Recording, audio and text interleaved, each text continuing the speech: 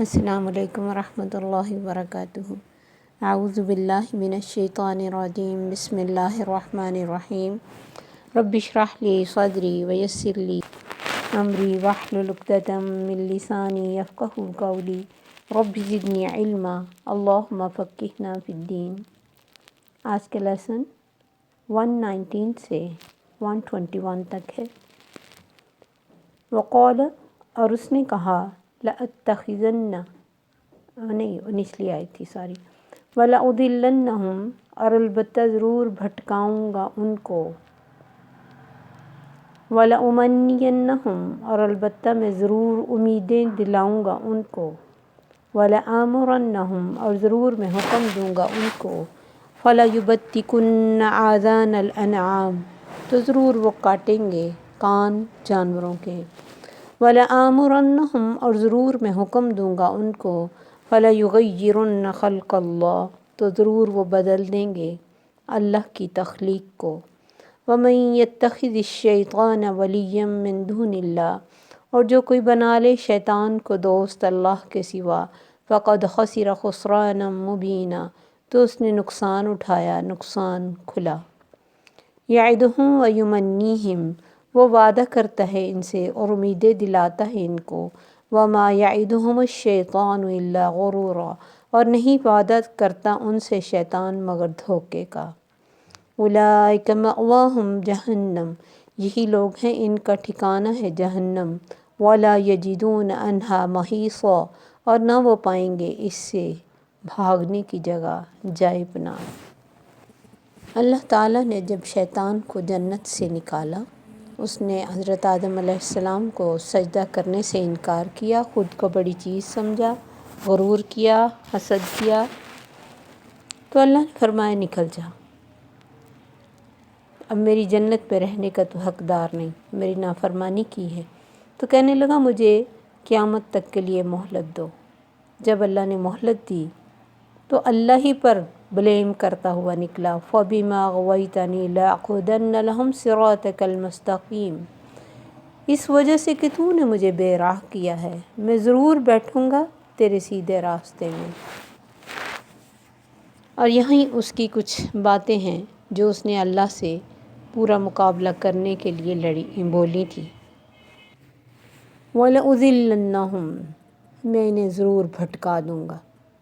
ضال لام لام اس کا روٹ ہے، راستے کے نشان گم کر دینا۔ چلتے تو رہیں گے لیکن انہیں منزل پر پہنچنے نہیں دوں گا۔ اسی لیے تو ہم کہتے ہیں نا اللہ سے، اہدنا الصراط المستقیم، یا اللہ ہمیں سیدھا راستہ دکھائیے گا جس کی کوئی منزل ہو، راستے کی بھول بھلائیوں میں ہم نہ کھو جائیں۔ اور یہی بھول بھلائیاں یہ دنیا کو خوبصورت بنا کے ہمارے سامنے پیش کرتا ہے۔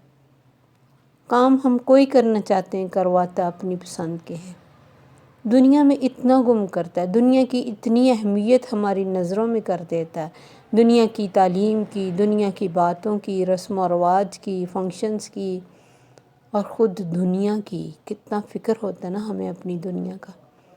کچھ کم ہو جائے تب، کوئی بات کر دے تب، کچھ حاصل نہ کر سکیں تب، ہمارا گھر اچھا نہ ہو، ہمارا سٹیٹس اچھا نہ ہو، کتنا فکر رہتا ہے ہر وقت۔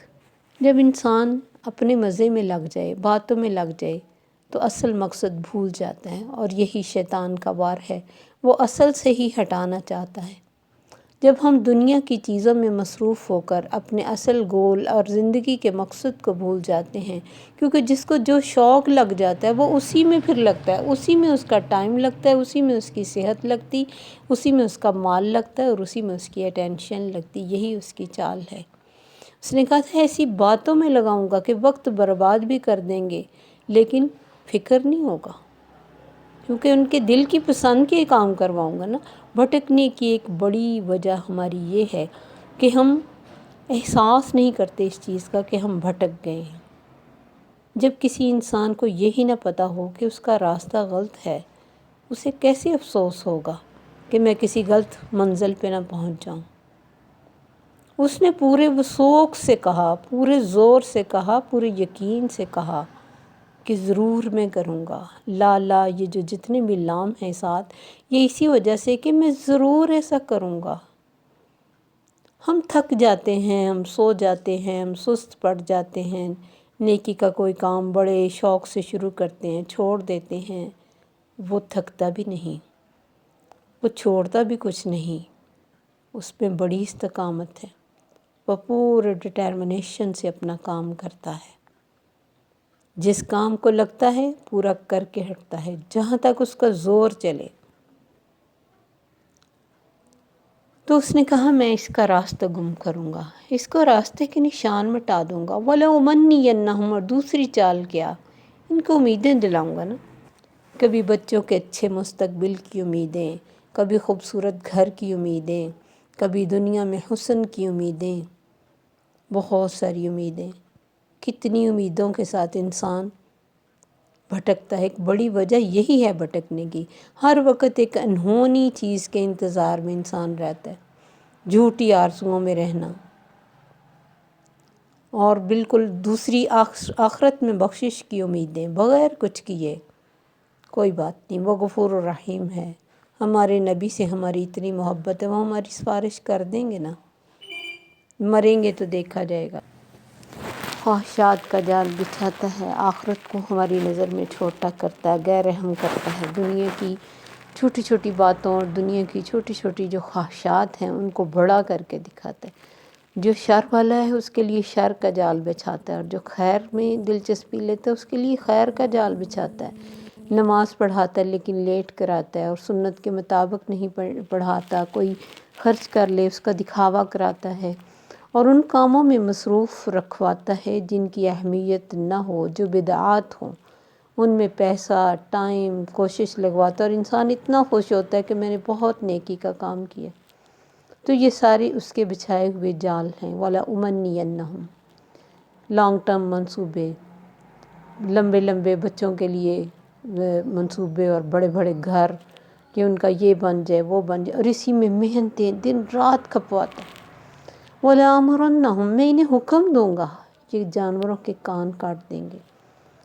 عرب میں رواج تھا کہ جس جانور کے 5 بچے ہو جاتے اس کا کان کاٹ دیتے، کسی کے 10 بچے اونٹ کے ہو جاتے نر، اس کا کان، یعنی اپنے درگاہوں کے نام پر، بت خانوں کے نام پر پن کر دیتے تھے جانوروں کو۔ اور ابھی بھی لوگ ہمارے یہاں کالا بکرا صدقے کے طور پہ جیسے لوگوں نے رکھا ہوا ہے، جس طرح ہندو اپنے سہاگنوں کی ناک میں کچھ ڈال دیتے ہیں، اس طرح بہت سارے انہوں نے بھی بنائے ہوئے تھے، اور ہمارے بھی جتنے لوگ ان کاموں میں لگتے ہیں وہ بہت کچھ اور بہت سی توہمات ہیں جو جس پہ لوگ یقین رکھتے ہیں۔ وَلَآمُرَنَّهُمْ فَلَيُغَيِّرُنَّ خَلْقَ اللَّهِ، میں انہیں حکم دوں گا اللہ کی تخلیق کو بدل دیں گے۔ تغیر ہوتا ہے کسی بھی چیز کی حالت کو چینج کرنا، جس چیز کے لیے اللہ نے اسے پیدا کیا اس کی بجائے اس سے اپوزٹ کام لینا، خود کو بانجھ بنوانا، یا پھر یہ جو کیا کہتے ہیں خواجہ سرا، وہ بہت زیادہ لوگ اب اس لائن میں پیسہ کمانے کی خاطر میڈیا میں بہت سارے لوگ آئے اور بے شمار اپنے آپ کو عورت کے روپ دیتے ہیں تاکہ زیادہ پیسے کما سکیں، اور عورت سے مردوں والے کام لینا، مرد سے عورتوں والے کام لینا، اور عملے قوم لوط، سیکچول مردوں کا آپس میں ہومو سیکچول، عورتوں کا ہومو سیکچول میں ہونا، اور اس کے علاوہ آئی لیشز کا استعمال، مصنوعی بال لگانا، مصنوعی ناخن، مصنوعی آئی لیشز، ٹیٹو بنوانا، اپنی پلکنگ کروانا، اس طرح شادی نہ کرنا، اور گائے کو پوجنا، اس طرح بے شمار چیزیں ہیں۔ قرآن سے شادی، جیسے یہ سندھ والے علاقے میں نکاح کے بغیر تعلقات رکھنا، عورت کو جس مطلب جو طریقہ اللہ نے بتایا ایک اس کے ساتھ ریلیشن کا، اس کی بجائے غلط طریقے سے اس سے ریلیشن رکھنا، یعنی جو میاں بیوی کا ایک ریلیشن ہوتا ہے اس کو بھی غلط یوز کرنا، تو بہت ساری چیزیں اس میں آتی ہیں۔ آپ نے دیکھا ہوگا کہ کچھ لوگ اپنے آپ کو پلاسٹک سرجری کے ساتھ چینج کرتے ہیں، اور باقی جو نارمل چہرے پہ بال ہونا ہے یا اپر لپس پہ یا بازوؤں پہ، اس کا کوئی گناہ نہیں۔ یہاں ایک حدیث ہے کہ ابو اسحاق کی بیوی جوان تھی اور خوبصورتی کی شوقین تھی، انہوں نے حضرت عائشہ رضی اللہ عنہا سے گالوں سے بال اتارنے کا پوچھا۔ آپ نے حضرت عائشہ نے فرمایا اذیت کو جتنا ہو سکے دور کر، لیکن پیشانی کے بالوں کا ذکر ہے حدیث میں، اور پلکنگ اسی میں آتی ہے، اس پہ لعنت ہے۔ مصنوعی بال لگوانے والیوں پہ اور لگانے والیوں پہ دونوں پہ لعنت ہے۔ پھر یہ تل کھدوانے والیوں پہ لعنت ہے، اپنے گودنے والیوں اور گدوانے والیوں دونوں پہ لعنت کی ہے۔ ایک عورت نبی صلی اللہ علیہ وسلم کے پاس یہ کہا، اللہ کے نبی میری بیٹی کے سارے بال جھڑ گئے ہیں، کیا میں اس کو نقلی بال لگا لوں؟ آپ نے فرمایا نہیں۔ اس نے پھر کہا کہ اس کا خاوند چاہتا ہے اور مطلب بالکل بال اتر گئے، آپ نے فرمایا نہیں، اس کی اجازت نہیں۔ تو یہ چیزیں جیسے وہ پھر یہ کام کروانے کو کہتا ہے کہ اس کے بغیر تو اچھا ہی نہیں لگتا نا چہرہ، یہ تو بہت ضروری، اس کے بغیر تو دلہن ہی نہیں سجتی۔ یہ چند سال پہلے 10-20 سال پہلے کی چلائی ہوئی چیزیں ہیں، ورنہ تو پہلے بھی دلہنیں بنتی تھی، شادیاں ہوتی تھی، اور ساری نقلی یعنی شکل بنا کے شو پیس بنا کے بٹھانا اور پھر کہنا ہم پر جادو ہو گیا، تو یہ ہمارے اپنے قصور ہیں۔ تو اس نے تغیر جو لفظ ہوتا ہے وہ اسی سے ہے، فَلَيُغَيِّرُنَّ خَلْقَ اللَّهِ، اللہ کی تخلیق کو بدل دیں گے۔ عورت کو اللہ نے جن کاموں کے لیے پیدا نہیں کیا اس کو گھسیٹ کر ان کاموں میں لے کے آئیں گے۔ مرد نہ رہے، عورتوں جیسا لباس پہنے، عورت نہ لگے، مردوں جیسا لباس پہنے، مردوں جیسے کام کرے، مردوں کی طرح مردوں میں رہے نہیں۔ اللہ نے فرمایا وَمَن يَتَّخِذِ الشَّيْطَانَ وَلِيًّا مِّن دُونِ اللَّهِ، جس نے بھی شیطان کو دوست بنا لیا اللہ کو چھوڑ کر، اس نے بہت واضح نقصان اٹھایا، واضح نقصان۔ کیونکہ جب ہم کسی کے پیچھے لگتے ہیں نا، کسی انسان کے، تو وہ ایک شیطان کا روپ ہی ہوتا ہے۔ اسی لیے سورہ ناس میں ہے نا، من الجنۃ والناس الذی یوسوس فی صدور الناس من الجنۃ والناس۔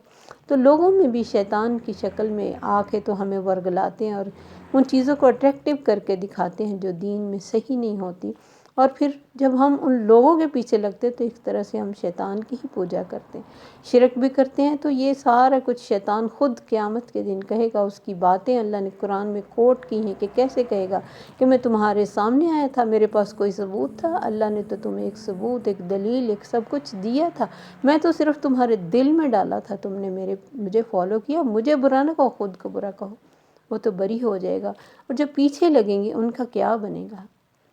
اللہ فرماتے ہیں وعدے دلاتا ہے، امیدیں دلاتا ہے کہ کوئی مسئلہ نہیں، یہ کام کر لو تمہیں یہ فائدہ ہوگا، وہ کام کر لو تمہیں یہ فائدہ ہوگا۔ جیسے میں نے امیدوں کا پہلے بھی بتایا، خواہشات کو بڑھاتا ہے، خوبصورت لگوں، اس کے لیے کتنے پارلرز آ گئے، اب سوچیں کبھی اتنے پارلرز ہے تھے۔ کھانے کی خواہشات، یہ چیز اچھی ہے، وہ چیز، زیادہ سے زیادہ کھانے کی طرف، اور مالدار ہونے کی خواہش۔ کبھی زندگی میں اتنے گھروں کو باہر نہیں سجایا جاتا تھا جتنا اندر تھا، اب باہر زیادہ شو پیس بنایا جاتا ہے گھر کو، چاہے اندر اتنے فیسیلیٹیز نہ ہوں تاکہ لوگ دیکھیں کہیں کتنا خوبصورت۔ اور ہم اکثر لوگ آپ سنیں گے کہیں گے اتنے سے کیا ہوتا ہے، کیا گناہ ہوگا اس کا؟ یہ یعنی کہ پتہ ہی نہیں کہ اللہ کو کون سی نیکی اچھی لگتی ہے، جبکہ شیطان نے ہمارے لیے دنیا کو اتنا مزین کر دیا، لیکن اللہ ساتھ ہی فرماتے وَمَا يَعِدُهُمُ الشَّيْطَانُ إِلَّا غُرُورًا، دھوکے کا وعدہ ہے، یہ دھوکے کے جال ہیں، دھوکے کی دنیا ہے۔ وَمَا الْحَيَاةُ الدُّنْيَا إِلَّا مَتَاعُ الْغُرُورِ، دنیا تو دھوکے کا سامان ہے، یوں ہی آنکھ بند ہوگی ساری اٹریکشن، ساری خوبصورتیاں، فکریں اور دن رات کی کوششیں ختم ہو جائیں گی۔ پھر لگے گا ہم کیا کر کے آئے، ہم کہاں چلے گئے تھے، ہم کیوں اس طرح غلط کر آئے۔ روئے گا انسان اپنی کمیوں کوتاہیوں پہ اور اپنی لاپرواہیوں پہ۔ اولئک مأواہم جہنم، اللہ کے پاس جہنم تیار ہوگی۔ ولا یجدون عنہا محیصا، اس سے بھاگ کر کوئی جائے پناہ نہیں پائیں گے، کوئی خلاصی نہ پائیں گے، کوئی راستہ نہیں پائیں گے کہ کیسے جائیں۔ آپ نے فرمایا ابن آدم بوڑھا ہوتا جاتا ہے، اس کی حرص جوان ہوتی جاتی ہے۔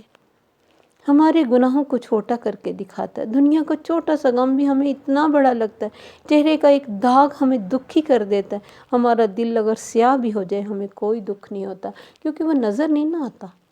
ہم نظر آنے والی چیزوں کو خوبصورت بناتے ہیں، اپنے اندر پرسنالٹی کی جو خوبصورتیاں ہوتی ہیں جو اللہ نے ہمیں دین کے ذریعے بتائیں، ان کو ہم کبھی خوبصورت کرنے کی کوشش، ان کی کبھی فکر ہی نہیں کرتے۔ کوشش کرنی تو ضرور ہے، ضرور دور کی بات ہے، کیونکہ فکر کریں گے تو کوشش کریں گے۔ کبھی لگتا ہی نہیں ہم میں کوئی برائی ہے۔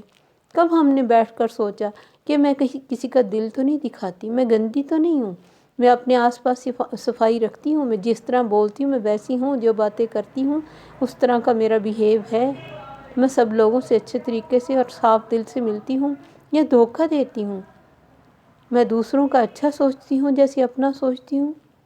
بہت کچھ اگر ہم سوچیں تو ہمارے کچھ تو فرق پڑے نا۔ لیکن اس نے دنیا میں اتنا ہمیں گم کر دیا، اتنا گم کر دیا، اور اس میں بھی ہماری اپنی ایمانی کمزوریاں، ورنہ اللہ نے اس کو اتنی پاور نہیں دی ہے کہ وہ جو چاہے کرے۔ اللہ سے دعا ہے اللہ ہمیں اس کی چالوں سے بچا کے رکھے اور اپنے صراط مستقیم پہ چلنے کی توفیق عطا فرمائے۔ السلام علیکم ورحمۃ اللہ وبرکاتہ۔